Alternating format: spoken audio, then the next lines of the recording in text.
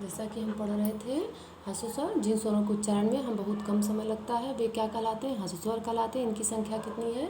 4 है। अ, ई, उ तथा रे।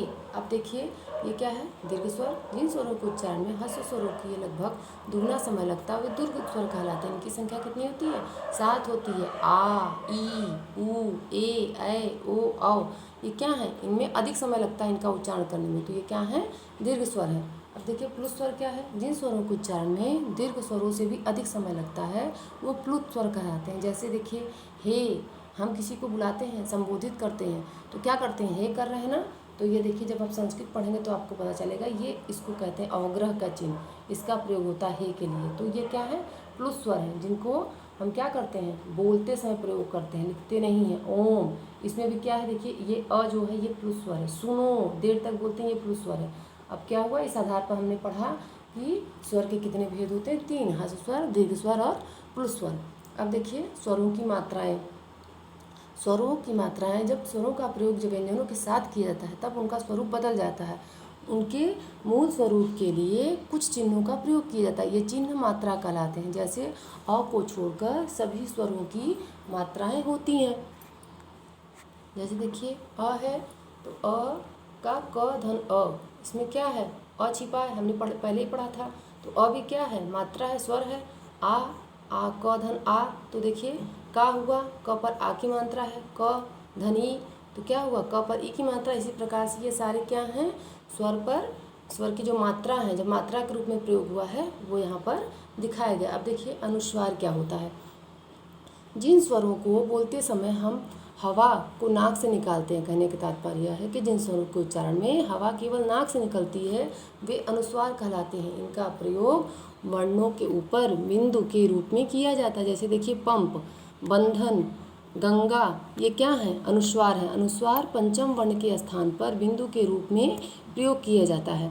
कहने का तात्पर्य यह है कि जैसे हम पढ़ते हैं ना क ख ग घ अंग, तो क्या हुआ? पंचमाक्षर क्या है? अंग है। वर्ण हमने पहले पढ़ा था, स्वर व्यंजन हमने पहले ही भी पढ़ा था। तो क्या होता है? व्यंजन में हम कितने भागों में व्यंजन को बांटते हैं? 5 भागों में स्पर्श व्यंजन करते हैं, जिसमें से पाँचों में पहला क्या होता है? क ख ग घ अंग। क वर्ग होता है, च छ ज ञ, च वर्ग होता है, ट ठ ड ढ़ ट वर्ग, त थ द ध न, त वर्ग, प फ भ प वर्ग। तो अब देखिए तो क्या करते हैं? क ख ग घ अंग में अंग, इय, अण, न, ये सब क्या है? पंचमाक्षर है। इनका प्रयोग हम क्या करते हैं? जैसे देखिए यहाँ पर दिया है क वर्ग में गंगा, तो ग पे ये क्या है? अनुस्वार है, और ये क्या है? अंग, पंचमाक्षर है। इसका प्रयोग हम क्या कर रहे हैं? अनुस्वार के रूप में कर रहे हैं। देखिए यहाँ पर हुआ ना गंगा। ट वर्ग में अभी हमने बताया था कि अण क्या है? पंचमाक्षर है। और इसका प्रयोग हम क्या कर रहे हैं? अनुस्वार के रूप में कर रहे हैं। तो देखिए खंड, तो क्या हो रहा है यहाँ पे? ऊपर ड़ का प्रयोग क्या हुआ? न का प्रयोग या ड़ का प्रयोग, दोनों हम ऊपर क्या करते हैं? अनुस्वार के रूप में प्रयोग करते हैं। अब यहाँ पर देखिए संतान है, तो यहाँ पर भी क्या है? न पंचमाक्षर है, न का प्रयोग क्या करते हैं? हम अनुस्वार के रूप में प्रयोग करते हैं। यहाँ पर म क्या है? पंचमाक्षर है, म का प्रयोग भी हम क्या कर रहे हैं? अनुस्वार के रूप में प्रयोग कर रहे हैं। आगे देखिए अनुनासिक, जिन स्वरों का उच्चारण करते समय हवा मुख से निकलती है वे अनुनासिक स्वर कहलाते हैं। इनका प्रयोग वर्णों के ऊपर चंद्र बिंदु के रूप में किया जाता है, जैसे मुँह, गांव, पाँच, चांद आदि। ये क्या है? देखिए अनुनासिक चंद्र बिंदु है ना, ये हम स्वर में जब पढ़े थे तो ये क्या है? अनुनासिक है।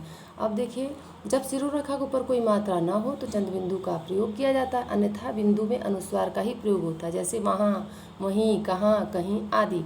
विसर्ग, इस ध्वनि का उच्चारण ह के समान ही होता है, यह स्वर नहीं है। इसे अ के साथ जोड़कर अह की तरह लिखा जाता है। इसका प्रयोग प्रायः शब्द के अंत में किया जाता है, जैसे अतः, प्रातः, स्वतः आदि।